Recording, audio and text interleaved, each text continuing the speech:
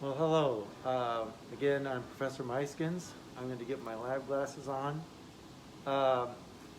I'm going to give you a demonstration of the liquid handling techniques for this Lab 3 where we're watching the kinetics of crystal violet. So, we are going to put some crystal violet and some sodium hydroxide solution into these two beakers. We're going to mix them and then put them in the cuvette and put them in our spectrophotometer. So to prepare those, we need, for this first round, 10 mLs of each, and we want to do that accurately and precisely. So to get a precise amount of the sodium hydroxide, we're going to use the 10 ml volumetric pipette. So we're going to get that meniscus right to this little line here. And this is an important liquid handling technique, and so I will demonstrate it. Now, it takes a little bit of looking and some common sense in the lab. I have a bottle of the sodium hydroxide, and but the rule in the lab is you can't put your pipette directly in here. That's more than likely going to contaminate the solution for all the other users of it. So we want to pour this into a beaker, and we have to use some common sense about what's the right size of beaker. So for a 10 ml pipette, I'm going to pick a 30 ml beaker, and I know I need at least 10 mLs, and I need some volume so it doesn't suck it dry in the bottom. So somewhere between 15 and 20 mLs in this smallest beaker will be enough. And so I'm going to pour out some of that.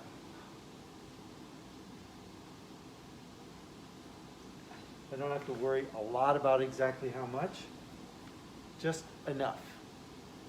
And then I'm going to use my pipette to deliver 10 mLs into one of these two beakers. So I have my bulb ready, I have my pipette ready, and I like to use my forefinger to hold the top. And I'm going to be paying attention to where the bottom of my pipette is. So I put this pipette in the liquid, I squeeze my bulb. I don't have to squeeze it all the way, and I'm under some control letting it come up into the liquid. I'm paying attention to the liquid level. I'm letting it get above there, and I'm going to pull that off. And now, of course, it drops below the little mark. If I hold my pipette tip down at the bottom, it won't drain too quickly. I'm going to squeeze my bulb a little bit and bring it up above the mark with some control. Let go. And now I have it above. Now I have the meniscus. I'm letting it fall just a little bit with a little release of pressure, and I'm right there. I'm actually a little bit below. I'm going to, I can show you what I've got here. I've gone a little bit below my mark, so I'm going to bring it up again. So this just shows you even someone who does this a fair amount of the time has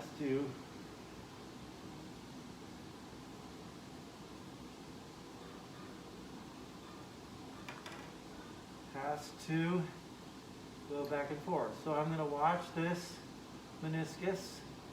I have to put some pressure on my finger to keep it sealed, and I'm sliding it just a little bit to get that meniscus right there. Okay? That goes into one of the beakers. This is a to-deliver pipette. It has TD written on the side. So true for chemistry is that we just let it deliver the amount. And we can take the little bit off the end, but we're going to leave this little bit left in the end of it. That one is sodium hydroxide. We'll clean that in a moment. So I have 10 mLs here. I'm going to get 10 mLs in the other beaker with crystal violet. Now in this case, we're going to use a bottle top dispenser to give 10.00 mLs. So that's this bottle of this very violet solution. And to do this, I'm going to hold the beaker under the spigot.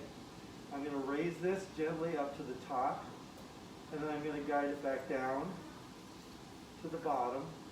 And now I've done 10 mLs. And that was an easy delivery. Now, this beaker, which has the sodium hydroxide in it, is going to be confusing because the sodium nitrate you'll use in the second part looks just the same. So I'm going to write on here NaOH in Sharpie, and that can be taken off later with a little acetone. So now that's labeled. I also set it next to the sodium hydroxide. Now, these are our two liquids. I'm going to mix these, put them in a cuvette here, and I'm going to stick it in my SpectraVis Plus.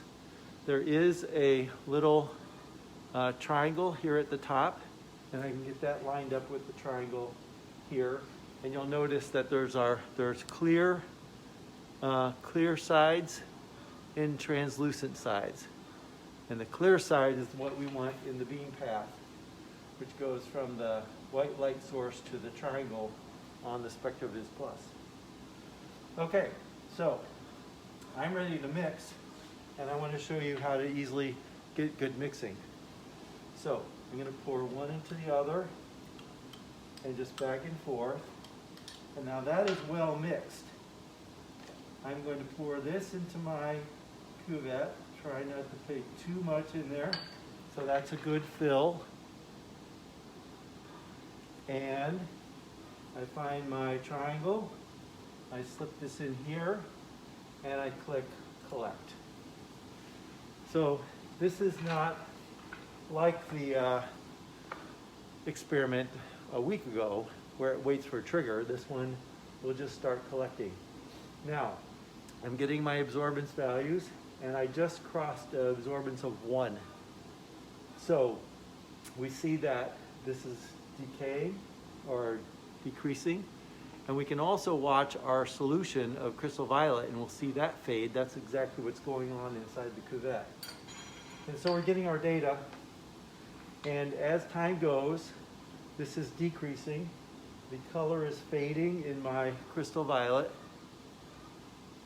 And we're watching this happen. So this is now to about 1/2 of its original value in just about maybe less than a minute. So the experiment's going to go pretty quick, and we will let this play out.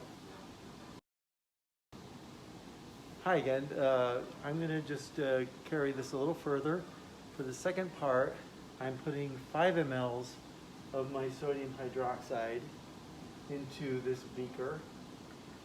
And I am going to put 5 mLs of sodium nitrate, which is the other solution, in there as well. So I've used my 5 ml pipette, volumetric pipette.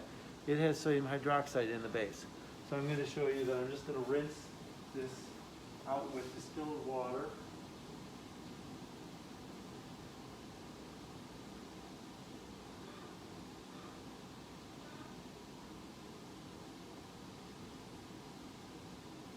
And that way I'm not taking any of that sodium hydroxide that's at the tip of this pipette into the next measurement. So I'm wiping the outside, and I've even used these Chem wipes here to get some of that last bit of liquid there. So this is ready for my sodium hydroxide.